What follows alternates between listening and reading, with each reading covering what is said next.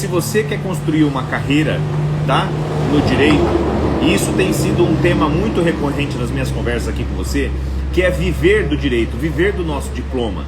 O que eu tenho visto que é uma necessidade muito grande de vocês é que formação jurídica vocês têm, capacidade de trabalho vocês têm, inteligência, né, do ponto de vista de conhecimento emocional, relacionamento, vocês têm.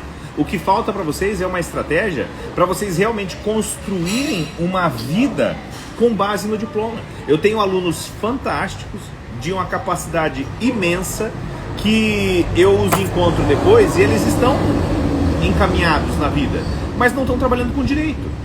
Isso tem problema? Não.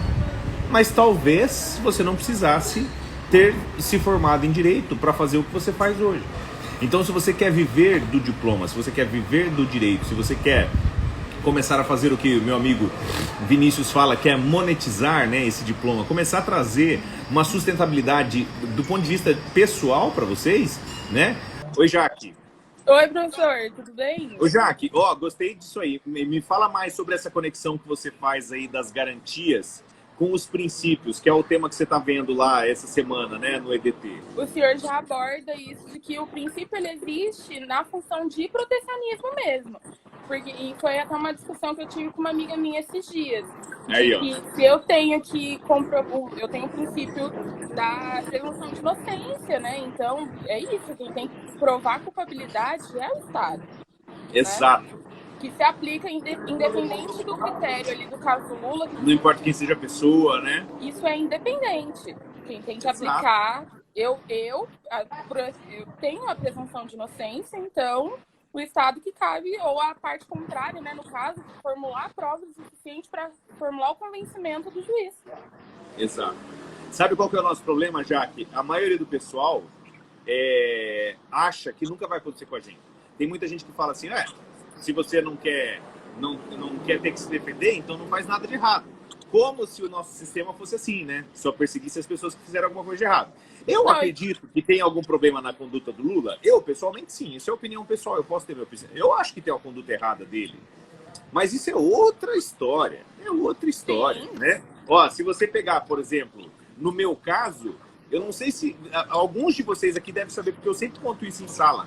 Mas eu não sei se vocês sabem, já que eu já respondi ação civil pública por improbidade, sabia?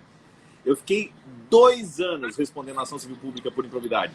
E pode procurar o processo, vocês vão achar aí no Projude. Foi por ciumeira do promotor de justiça, quando eu ganhei o prêmio Novari. E aí? Nossa. E se tivesse uma presunção de problema, culpabilidade? É que as pessoas pensam que nunca vai chegar nelas e que é só em uma Exatamente. esfera também. É. Isso só vai acontecer no crime, não, porque se eu sou um cidadão de bem, permanecer aqui na minha casa. Tem essa conversa, né? Eu sou cidadão de bem, né? Então as pessoas não sabem que o Estado é um monstro que a gente cria, né? É o mesmo quesito. No meu TCC, eu analisei a constitucionalidade desse caso do Lula. Não foi? Eu não entro no mérito da coisa. Eu quero saber se é constitucional ou não. Exato. É a mesma coisa que o senhor começou a falar aqui. A gente está discutindo a constitucionalidade do mesmo jeito que ele discutindo se o princípio ele é válido, se eu comprovei de fato a culpa dele naquele caso isolado. Exatamente. Simples e puramente. E qual foi a conclusão? Que não é constitucional. Eu vi a minha tese, defendi, demonstrei os meus argumentos e a minha conclusão foi essa. Fiquei meu raciocínio lógico, tá lá, inclusive, maravilhoso. Uma pesquisa que eu gostei muito de fazer para analisar Bacana, eu não sabia. Se é constitucional ou não. E você percebe como que isso tem uma ligação gigantesca com o tributário? Sim. Isso tem uma ligação gigantesca. É análise estritamente. Exato. É o Estado vindo para cima de você. O Estado vindo para cima de você criminalmente, o Estado vindo para cima de você tributariamente, são os dois campos em que o Estado pode mais ferir os seus direitos fundamentais. O criminalmente ferindo a sua liberdade e tributário na sua propriedade. Então, assim, o que eu sempre comento com o pessoal, tá? Isso é algo muito importante. Se você é igual eu e a Jaque aqui, advogado, ou se você é estudante de direito, ou você é uma pessoa que se interessa pelo direito, etc., e você não se sente, pelo menos, desconfortável com uma situação em que você tem uma ferida tão intensa de uma garantia fundamental, você está no lugar errado, querido. Se você é estudante de direito e você acha que não existe problema em ferir os direitos do Lula, porque o Lula é um pilantra, e você que está falando que ele é pilantra, não eu, né? Se ele é ou não, não sei. Eu acho que ele tem alguma coisa de errado, mas é outra história. Se você não acha isso, então tá na hora da gente começar a repensar, né? Josué, inclusive, já deu um alô de parabéns aqui, E porque é outra, justamente isso, né? acrescento mais ainda que é importante o estudante de direito, o advogado que está começando, até quem está mais à frente na carreira, entender que a gente precisa conhecer. Porque, como o senhor disse, o Estado ele é um monstro que a gente cria, mas o direito também nos dá ferramentas para lidar com ele. E, às vezes, o que a gente não pode é abandonar essas ferramentas. Exatamente Exato. isso. Que é a sua teoria também de argumentação de ordem, que a gente discutiu na live da semana passada. Não é porque o STF falou que isso é a realidade, que é realmente o que devia ser aplicado. E cabe a nós questionar esse tipo de conduta. E agora, o que acontece, já que a gente está num cenário de polarização tão grande, que o que vai acontecer? Pessoas que estão na nossa posição, não se esqueça, você que já se formou em Direito, mesmo que você não seja advogado, se você já se formou em Direito, você como jurista, você tem um dever, tá? Não sei se vocês lembram que vocês fizeram um juramento na colação de grau, e o advogado, em especial, fez um juramento também no seu compromisso. E o juramento de vocês está em defender a justiça e a ordem constitucional. Então, vejam que nós temos um papel de esclarecimento muito importante, tá? E esse papel de esclarecimento vem, nesse momento, em saber ter a voz correta. Porque, gente, nós estamos aqui nas redes sociais. Eu estou no Facebook, aqui nessa câmera, e aqui eu estou no Instagram com a Jaque. Gente, vocês sabem como são as coisas nas redes sociais. A gente acaba tendo uma situação em que, dependendo de como for, o troço vai inflamando. E se a gente não se posiciona de uma maneira correta, não tem que entrar em bate-boca, mas tem que se posicionar de uma maneira correta, né? Tem que dar um esclarecimento, às vezes tem que dar um toque para algum brother. Esses dias eu dei um toque para um amigo meu, ele vai saber, ele está assistindo aqui. Eu falei, bicho, tira essa publicação aí da tua timeline lá, que isso aí não combina com você não. Ele falou, opa, beleza, e já tirou. Por quê? É uma pessoa que não tem o nosso background, né? E hoje a gente tem, não importa como que a gente chegou na profissão, mas nós estamos nessa profissão, e essa profissão ela tem um munus muito importante do ponto de vista social, né? Então vejam, pessoal, que quando isso é mais fácil, e assim, Jaque, nós dois estamos falando aqui para todo mundo, né? Para quem eventualmente não conhece a Jaque, que está sempre por aqui, ela já tem uma história profissional longa, né, Jaque? Já tem toda uma experiência na área da saúde, é uma profissional aí que já tem uma certa vivência.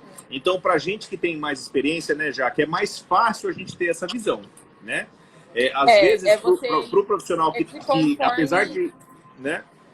É que conforme vai passando o tempo, eu tenho já um tempo de vivência na saúde, um pouco também no jurídico, pelo tempo que eu atuei ali estagiando, e a gente vai percebendo quanto mais crédito e validação tem a nossa palavra. Porque é justamente Ô, Jaque, olha que interessante, tá? Uma pergunta para você, tá? A Nicole, eu creio, eu não consigo identificar aqui pela foto, mas pelo nome, Nicole... eu creio que eu te conheço. A Nicola está fazendo a seguinte pergunta. Professor, mas quais foram as ilegalidades cometidas? Quais as garantias que não foram observadas? Então, vejam, pessoal, a Jaque vai dar um alô específico para a gente aqui, porque ela fez um trabalho estudando justamente a constitucionalidade, né? Mas, de um ponto de vista geral, queridos, nunca se esqueçam que a gente tem algumas premissas específicas, tá? E a premissa o sistema tem que ser protetivo, tá? É mesmo, Nicole? Então tá bom. Que aqui para mim aparece bem pequenininho só a foto. Então, Nicole, acertei. Veja, quando a gente vai no sentido de ter uma sistematização, que não é uma sistematização voltada para as garantias, você tem um sistema doente, tá?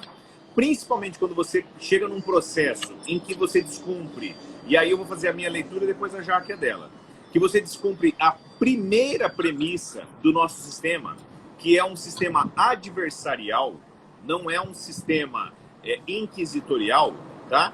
Essa é a grande diferença entre os sistemas jurídicos do Oriente e do Ocidente.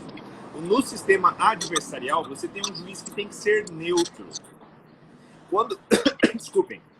Quando você fere essa neutralidade, quando você começa a ter uma promiscuidade entre o judiciário e o Ministério Público, ou qualquer órgão acusatório, poderia ser uma acusação privada, por exemplo, numa ação privada, você já maculou aquele processo inteiro. O processo é inteiro nulo. Porque é o seguinte, você tem um Estado que não é imparcial. Se o Estado não é imparcial, como que você faz para se defender? Se o Estado já tem a premissa de que vai te condenar. O Estado só está buscando uma justificativa para te condenar. Mas o Estado já vai te condenar. Então, eu já fiz defesas assim. Eu já fui fazer, em ação civil pública, despacho com o juiz, em que a gente chegou para conversar com o juiz, e era uma juíza, e a gente falou, olha, doutora, esse caso não tem responsabilidade por causa disso, a gente está apresentando a defesa. E a juíza falou assim, olha, mas você tem que ver que a administração pública é um jardim. E nós somos os jardineiros. Então, a partir do momento que a pessoa ela não cuidou bem do jardim, ela tem que ser condenada. Olha o que a juíza me falou antes da defesa, antes de instrução. Ela já falou que a pessoa tinha que ser condenada. Na audiência de instrução, ela foi perguntando para as testemunhas o seguinte, ó, você não viu que estava errado o que você fez? Então você já... Esse é o tipo de cliente. Não importa que a gente defenda. E só quem teve essa situação de ter que se defender no indefensável é que sabe qual que é o problema, né? É a famosa prova diabólica, provar o que não aconteceu. Como que você vai provar algo que não aconteceu? Né? Você vai ser condenado. Então, a máxima situação de injustiça que tem é essa, pessoal. Do ponto de vista constitucional, qual foi o enquadramento que você deu lá, Jaque? No caso que eu analisei na época, eu previ na questão que a discussão em si era da instância, da recorribilidade, que é justamente o que teve agora. Da segunda instância. Exatamente.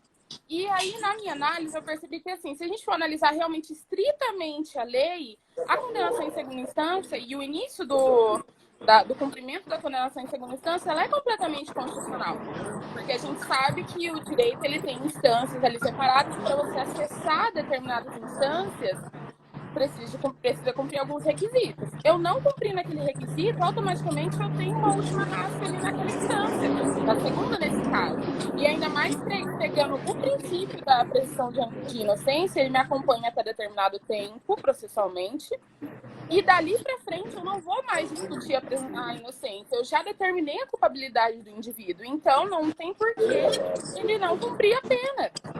Sendo que a gente tem agora nesse caso do Lula, eu estava assistindo a CNN agora há pouco, já estão comentando muito sobre a prescrição de alguns crimes, que é uma coisa que acontece muito nos processos que eu analisei. Porque a gente tem uma defesa que vem postergando, recorrendo, e aí não começa a cumprir a condenação, até que chega no momento que ela prescreve.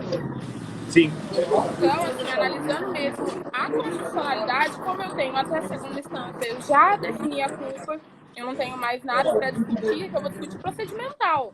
Né, para quem é estudante do ponto de vista constitucional, a gente chega num ponto aí que ele é insuperável, porque é o seguinte, a gente não está discutindo só presunção de inocência, mas sim a possibilidade de prisão, né? Então uma coisa é declarar a culpa, né?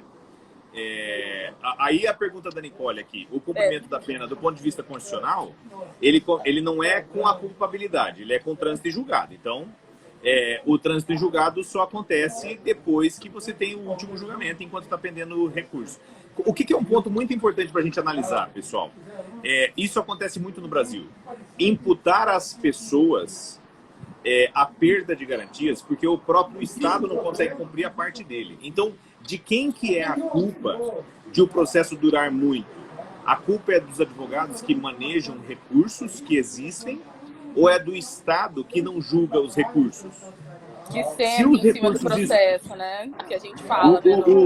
O recurso é indevido? Não. Tem uma previsão legal? Tem. Se o recurso tem uma previsão legal, o advogado tem o dever de manejar o recurso adequado. Ah, mas demora 10, 12, 15 anos para julgar no Tribunal Superior. Então, meu amigo, você tem que acelerar o processo no Tribunal Superior. E o tempo razoável do processo, né? Que é uma coisa que a gente aprende lá no Exatamente. E aí a gente não pode pegar simplesmente e cobrir, né, essa situação com uma gambiarra, porque aí é uma gambiarra. Ó, o Jonatas, que também foi meu aluno aqui, ó, Síndrome de Dom Casmurro, eu gostei essa. Quando o juiz, sob o pretexto de alcançar a verdade real, de fazer justiça a qualquer custo, passa a conduzir a instrução criminal de modo a confirmar as suas convicções. É exatamente isso, Jonatas. E é o que acontece de maneira muito, muito frequente hoje, gente. E a maioria das pessoas está batendo palma para isso aí. Por que hoje eu sou um cara, por exemplo, que não me dedico tanto ao contencioso? Porque no contencioso você está numa situação em que praticamente você está numa briga de foice, né? Você está brigando muitas vezes contra outra parte e contra uma convicção que já está formada, né? Algo que eu sempre fui muito bom em fazer. Eu advogo faz bastante tempo. Eu advogo faz bastante tempo. Eu sempre fui muito bom de instrução. Hoje em dia a instrução resolve quase nada. E aí, gente, o que a gente fica? Então, aqui é a dica que eu estou deixando para vocês. Se vocês querem preparar um ambiente que seja favorável para que vocês possam realmente viver do direito, vocês têm que defender um mundo em que a sua atuação no direito seja relevante, né? A gente não pode fazer com que, a pretexto, né, na síndrome do Dom Casmurro aí que o Jonatas falou, né, a pretexto da gente pegar e formar e comprovar uma convicção original, a gente simplesmente abandonar esses preceitos. Sabe com o que eu comparo isso? Quando eu dou aula sobre isso para explicar para os calouros, eu comparo isso com a teoria da Terra plana. Então, se você vê o pessoal terraplanista, eles falam, não, nós somos um grupo de engenheiros e cientistas que querem comprovar que a Terra é plana, né? E o que o cara faz? Ele tem o ponto A e o ponto B. Ele quer chegar do ponto A até o ponto B. A explicação que o cara dá, inclusive, num documentário sobre isso.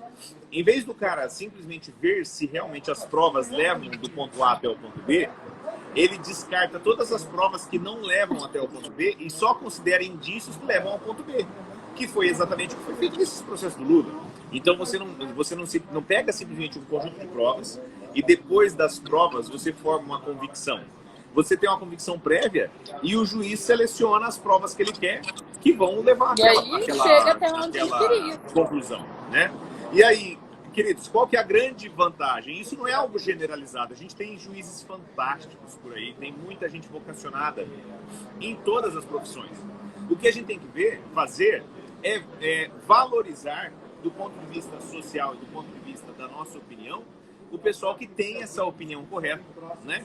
Porque senão o que acontece? A gente só fica defendendo o pessoal que tem posição errada e a gente chega nesse cenário que a gente está hoje. A verdade é essa, né?